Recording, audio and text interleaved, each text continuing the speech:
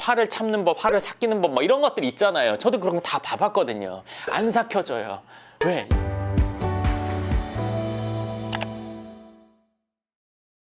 반갑습니다. 황소정입니다. 오늘 선거날이죠. 6월 1일.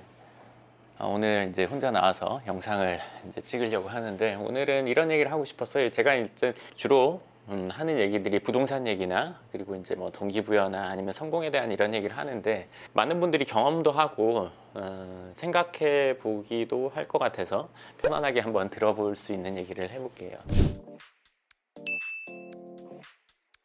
최근에 강남구에서 이뤄졌던 3개월 동안 건물이 매매됐던 자료를 저희가 위치별, 주소별, 그리고 금액별, 평당가, 뭐 건물 연면적당, 뭐 이런 것들을 다 분석해서 자료를 만들어 놨습니다. 그래서 그 자료가 필요하신 분들, 건물을 사려고 하는 분들은 그 자료 한번 보시면 도움이 되실 거예요. 그 자료가 필요하신 분은요, 연구명 부동산 연구소 카페 공지글에 보시면 제가 그 자료를 올려놨으니까 다운받아 보시면 도움될 것 같습니다.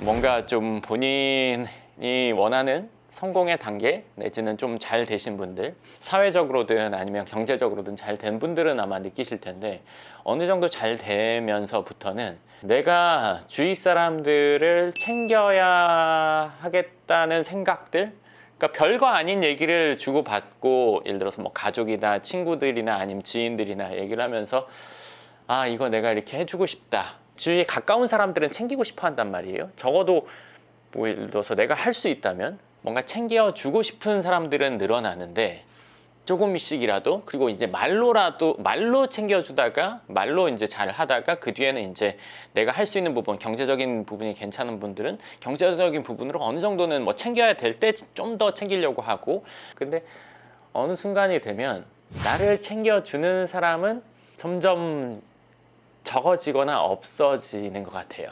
그러니까 가족뿐만 아니라 친구나 지인이나 다 제가 이렇게 챙겨주고 싶어서 막 이렇게 하는데, 그러면 나는 누가 뭔가 심적으로 챙겨주나? 예를 들면 뭐 좀 신경 써주나? 심적으로든 아니면 뭐 다른 적으로든. 근데 그런 게 없을 때는 막 좀 짜증날 때도 있어요. 그런 순간이 단기간에 여러 번이 막 있으면 스스로도 지칠 때가 있거든요. 그러면서 그게 이제 표현이 막 짜증스러울 때가 있어요. 왜? 가까운 사람한테 막 짜증 부릴 때가 있잖아요. 뭔가 이 잔잔한 것들이 막 계속 건들 때, 그런 막 일들이 자꾸 막 연이어서 하루에 몇 번씩 막 쫙 이어지거나 한 2, 3일에 걸쳐서 막 그런 일들이 막 일어나면 사람이 막 예민해지고 막 별거 아닌 것도, 근데 그런 자극적인 일들이, 잔잔하게 건드는 일들이 뭐 큰일이 아니에요. 막 엘리베이터 버튼 안 눌릴 때, 막 이 예민할 때는 별거 아닌 것 같고 막 짜증, 막 신경질 막 이럴 때가 있잖아요. 저도 그렇거든요. 이거를 어떻게 해결해야 되나, 이제 결국 스트레스라는 거죠. 스트레스 이렇게 받으면 이 사람이 막 예민한 상태가 된단 말이에요.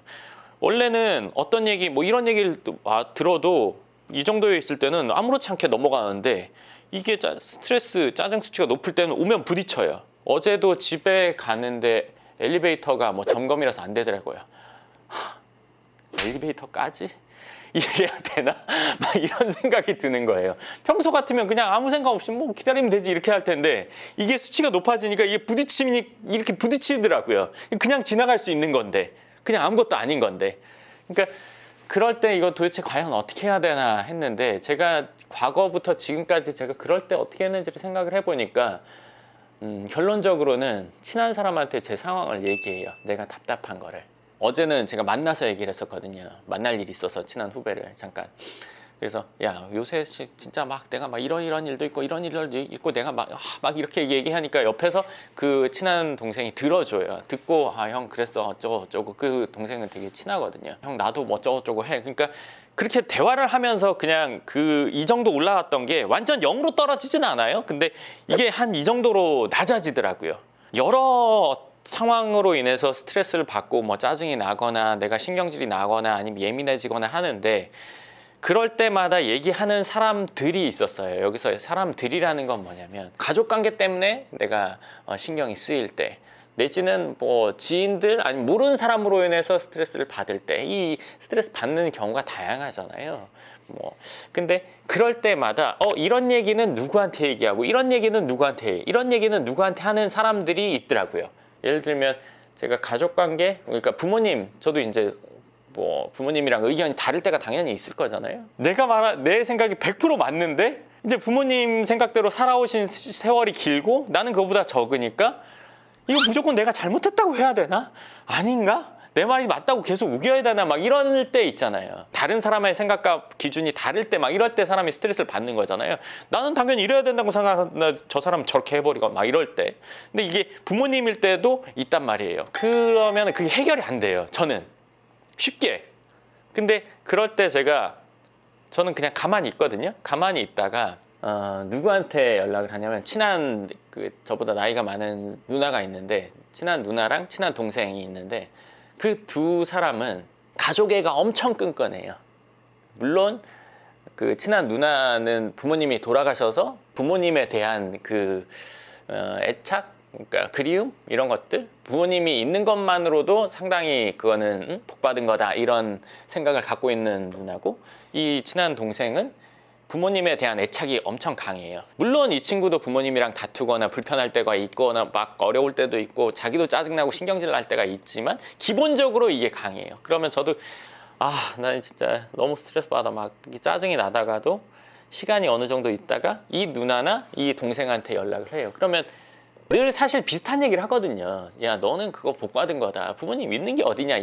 이 누나는 그러고 이 동생은 그래도 이렇게 좀 해야지. 나도 그럴 때가 있지만 이렇게 얘기를 한단 말이에요. 그러면 그 얘기를 들으면서 또 수긍은 수긍대로 하게 된단 말이에요. 근데 어떻게 보면 제가 그런 쪽 얘기를 들음으로써 해결하고 싶어서 얘기를 하는 것 같아요. 근데 또 한 번 더 깊게 생각해 보니까 그러면 나는 그 친구나 누나나 동생들이나 친구들한테 그런 역할을 하나?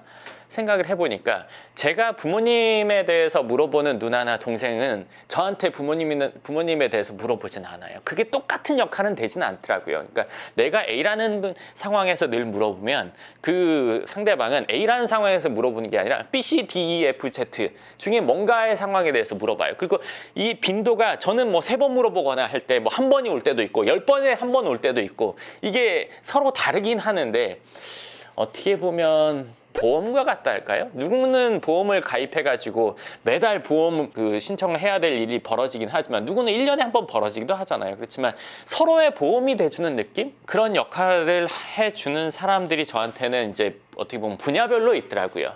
그러니까 이 사람들에게, 이 지인들에게 제가 뭔가 얘기를 할 때도 있고 저도 이 지인들, 친구들, 선배들, 동생들이 뭔가를 얘기하면 저도 적극적으로 들어주게 되더라고요.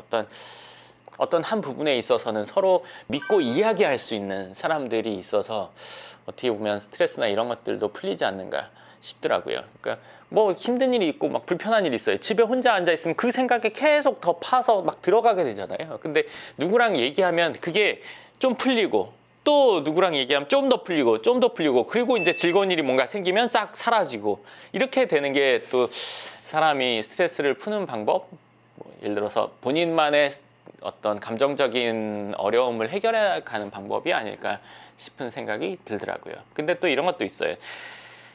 저도 이제 어릴 시절 10대, 20대 시절이 있었으니까 그때도 스트레스, 예를 들어서 힘든 일들이 있었을 거잖아요. 그러면 그 힘든 일을 누군가에게 얘기해요. 친한 선배 아니면 누군가 친구 아니면 동생 누구한테인가 얘기해봤단 말이에요. 그런데 그런 얘기를 하고 나서 그 사람이 나를 대하는 게 달라진 적이 있어요.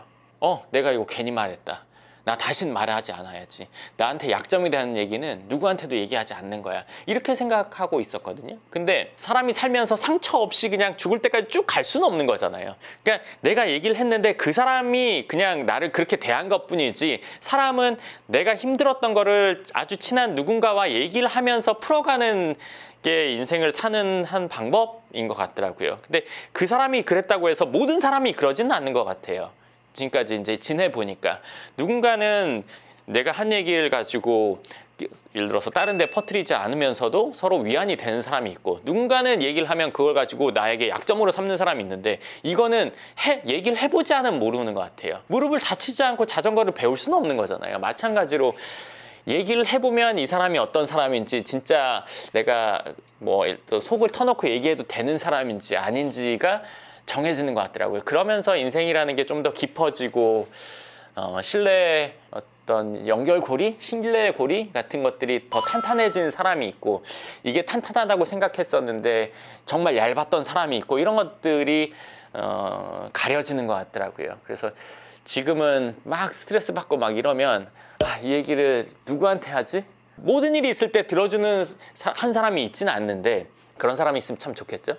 근데 그렇지는 않고, 이런 일은 이 사람, 이런 일은 이 사람. 근데 이제 그 사람이 바쁘거나 통화가 안 되면 막 답답하죠. 그렇기 때문에 이런 어떤 한 분야 얘기를 들어줄 사람이 한 두 사람 정도 있으면 저는 참 좋은 것 같아요. 그러면 누구한테 좀 얘기하면 좀 줄어들고, 누구한테 얘기하면 좀 더 줄어들고. 그래서 최근에 참 막 이 잔잔한 일로 인해서 막 예민함이 극에 달했는데, 사실 어제까지도 그랬는데, 좀 얘기하면서 그게 확 줄어드는 모습을 보고 제 스스로 그러면서 사람이 결국에는 사람 사이에서 살아가는 거, 그리고 사람 사이에서 내가 뭐 예를 들어서 힘든 일이나 이런 것들이 있기도 하지만, 사람으로 인해서 내가 그런 부분들이 편안해질 수 있구나, 이런 생각을 했습니다. 영상을 보시는 분들 중에도 스트레스 받거나 지금 예민한 상황이거나 막 힘들거나 이런 경우가 있을 수 있잖아요. 근데 그거는 혼자 끙끙 앓는 것보다, 유튜브를 보면 막 화를 참는 법, 화를 삭히는 법, 뭐 이런 것들이 있잖아요. 저도 그런 거 다 봐봤거든요. 안 삭혀져요. 왜? 이거 일방통행이거든요. 이 사람이 나한테 자꾸 어떻게 하래요. 이렇게 하면 좋대요. 저렇게 하면 좋대요. 나는 얘기를 듣고 싶은 게 아니라 하고 싶은 거거든요. 말을 하면서 풀리거든요. 근데 이 사람은 들어주지 않고 나한테 자꾸 이래라 저래라 한단 말이에요. 짜증날 때는 누가 이래저라 저래라 한마디만 나한테 뭐라고 해도 막 이렇게 될 것 같은데, 그런 얘기를 듣는다고 해서 도움이 저는 되진 않았어요. 누군가는 도움이 될 수 있겠지만, 근데 이 사람이 스트레스 받거나 힘들거나 이럴 때는 자기 얘기를 하면서 뭔가 풀리고 훨씬 더 안정이 되는 거라고 생각이 들더라고요. 네, 제가 최근에 그런 스트레스 받는 일들이 있었지만, 그런 일들을 좀 해결해 가는 제 과정, 제가 그런 것들을 해결해 가는 과정을 보면서 이런 얘기 한번 해드리면 좋겠다 싶어서 오늘 영상을 찍게 되었습니다. 네, 물론 성공이나 동기부여, 그리고 뭐 부동산에 대한 얘기 다 좋은데, 그런 일들도 다 인간 사이에서 일어나는 거니까 이런 얘기도 한번 꼭 해드리고 싶었습니다. 오늘 얘기 좀 어떻게 보면 제가 늘 하던 얘기랑은 좀 다르긴 한데, 편안하게 한번 들을 수 있는 이야기였었으면 좋겠습니다. 그럼 오늘 영상은 여기까지 하겠습니다. 감사합니다.